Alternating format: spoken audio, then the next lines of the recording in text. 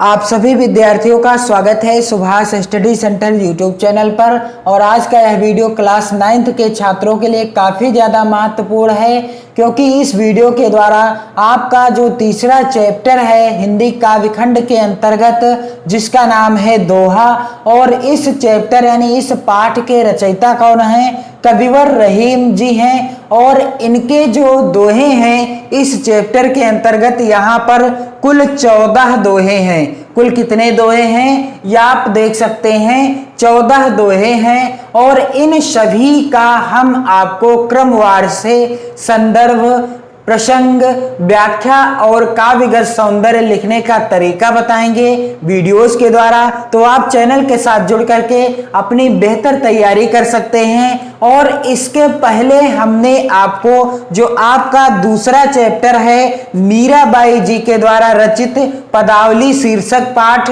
और इस पाठ के जितनी भी पदावलियां हैं, पहली पदावली या पद्यांश बसो मेरे नयनन में नंदलाल, दूसरा, तीसरा और चौथा और पांचवा, सभी का मैंने संदर्भ, व्याख्या और काव्यगत सौंदर्य से रिलेटेड वीडियो। और इसके पहले मैंने आपको जो आपका पहला पाठ है कबीर दास जी के द्वारा रचित साखी शीर्षक पाठ, और इस पाठ में कबीर दास जी की जितनी भी साखियां हैं उन सभी का मैंने संदर्भ, व्याख्या और काव्यगत सौंदर्य से रिलेटेड वीडियो चैनल की प्लेलिस्ट में उपलब्ध करा दिया है। आप जाकर चेक कर सकते हैं और अपनी पढ़ाई को बेहतर ढंग से कर सकते हैं, और आप अपनी नोट्स बनाना प्रारंभ कर दें। तो आज का जो कविवर रहीम दास जी के द्वारा रचित शीर्षक पाठ है दोहा, और इस शीर्षक पाठ से पहला दोहा है जो रहीम उत्तम प्रकृति का करि शकत कुशंग, चंदन विष व्यापत नहीं लिपटे रहत भुजंग।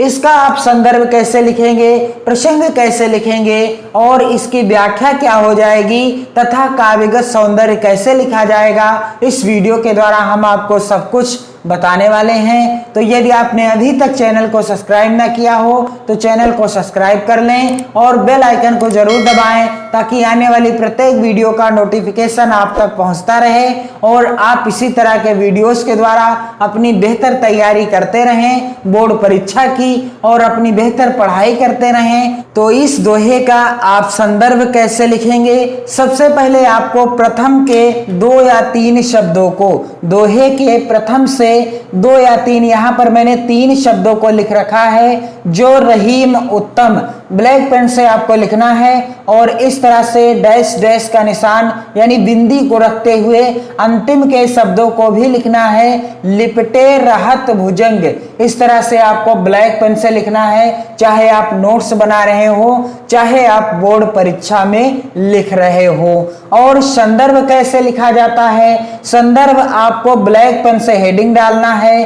फिर संदर्भ यहां पर आप देख सकते हैं कि प्रस्तुत दोहा हमारी पाठ्य पुस्तक हिंदी के काव्य खंड में, प्रस्तुत दोहा हमारी पाठ्य पुस्तक हिंदी के काव्य खंड में संकलित दोहा शीर्षक पाठ से अवतरित है, जिसके रचयिता रहीम जी हैं। पाठ का नाम क्या है? दोहा शीर्षक पाठ, और रचयिता कौन है? रहीम जी हैं, कविवर रहीम जी हैं। तो संदर्भ लिखते समय कुछ बिंदुओं का भी ध्यान रखना होता है आपको कि प्रस्तुत दोहा हमारी पाठ्य पुस्तक हिंदी आपको ब्लैक पेन से लिखना है, के काव्यखंड भी आपको ब्लैक पेन से लिखना है, में संकलित दोहा पाठ यानी शीर्षक का नाम भी आपको ब्लैक पेन से ही लिखना है।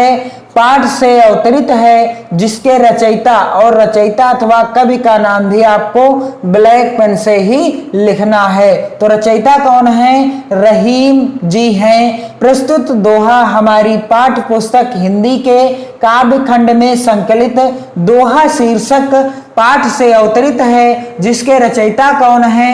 कविवर रहीम जी हैं। तो इस दोहे की सरल व्याख्या क्या हो जाएगी, इसका आप प्रसंग कैसे लिखेंगे? तो आप हेडिंग डालेंगे प्रसंग, और प्रसंग में भी वही लिखा जाता है जो दोहे के अंतर्गत या जो पद्यांश के अंतर्गत जिसके बारे में वर्णन किया गया हो या जिसके बारे में बताया गया हो। तो प्रस्तुत दोहे में उत्तम प्रकृति तथा चरित्र की दृढ़ता पर प्रकाश डाला गया है। प्रस्तुत दोहे के द्वारा कविवर रहीम ने उत्तम प्रकृति तथा चरित्र की दृढ़ता पर प्रकाश डाला है कि जो पुरुष उत्तम चरित्र का होता है, उत्तम प्रकृति का होता है और दृढ़ प्रतिज्ञ होता है, उस पर कभी भी बुरे चरित्र का या बुरी प्रवृत्ति का असर नहीं पड़ता। तो चलिए इस दोहे की सरल व्याख्या क्या हो जाएगी। तो पहले हम आपको सरल व्याख्या बताएंगे और ऐसी व्याख्या बताएंगे कि आप जीवन भर भूल नहीं पाएंगे, ये आपसे हमारा वादा है। तो क्या हो जाएगी इस दोहे की व्याख्या? जो रहीम उत्तम प्रकृति का करी शकत कुशंग, चंदन विष व्यापत नहीं लिपटे रहत भुजंग। तो कविवर रहीम क्या कहते हैं कि जो उत्तम स्वभाव और दृढ़ चरित्र वाले व्यक्ति होते हैं, बुरी संगत में रहने पर भी उनके चरित्र में विकार उत्पन्न नहीं होता है। जो रहीम उत्तम प्रकृति का करी शकत कुशंग, जो व्यक्ति उत्तम स्वभाव और दृढ़ चरित्र वाले होते हैं, उनका बुरी संगत में पड़ने पर भी उन पर उस संगति का कोई भी प्रभाव नहीं पड़ता। जिस प्रकार से चंदन विष व्यापत नहीं लिपटे राहत भुजंग, कविवर रहीम कहते हैं कि जिस प्रकार से चंदन के वृक्ष पर चाहे जितने भी विषैले सर्प लिपटे रहें, परंतु उस पर सर्पों के विष का प्रभाव नहीं पड़ता, ठीक वैसे ही सज्जनों पर दुर्जनों की संगति का कोई प्रभाव नहीं पड़ता। कविवर रहीम कहते हैं कि जो रहीम उत्तम प्रकृति का करी शकत कुशंग, चंदन विष व्यापत नहीं लिपटे रहत भुजंग। कहने का अर्थ है कि कविवर रहीम कहते हैं जो पुरुष उत्तम स्वभाव और दृढ़ प्रतिज्ञ चरित्र के होते हैं, उन पर बुरी संगति का कोई भी असर नहीं होता। ठीक उसी प्रकार से जिस प्रकार से चंदन के वृक्ष में विषैले सर्पों के लिपटने से उन वृक्षों पर उन सर्पों का कोई भी प्रभाव नहीं पड़ता, ठीक उसी प्रकार से सज्जन पुरुष यदि किसी बुरी संगत में पड़ जाता है तो उस संगति का उस पुरुष पर कोई प्रभाव नहीं पड़ता। तो इसकी व्याख्या आप कैसे लिखेंगे या इसकी व्याख्या कैसे लिखी जाएगी? जो रहीम उत्तम प्रकृति का करी सकत कुशंग, चंदन विष व्यापत नहीं लिपटे रहत भुजंग। सबसे पहले आपको इस तरह से हेडिंग डालना है ब्लैक पेन से व्याख्या, और व्याख्या क्या हो जाएगी कि कविवर रहीम कहते हैं कि जो उत्तम स्वभाव और दृढ़ चरित्र वाले व्यक्ति होते हैं, बुरी संगत में रहने पर भी उनके चरित्र में विकार उत्पन्न नहीं होता है। क्या कहते हैं कविवर रहीम कि जो उत्तम स्वभाव और दृढ़ चरित्र वाले व्यक्ति होते हैं, बुरी संगत में रहने पर भी उनके चरित्र में विकार उत्पन्न नहीं होता है। चंदन विष व्यापत नहीं लिपटे रहत भुजंग।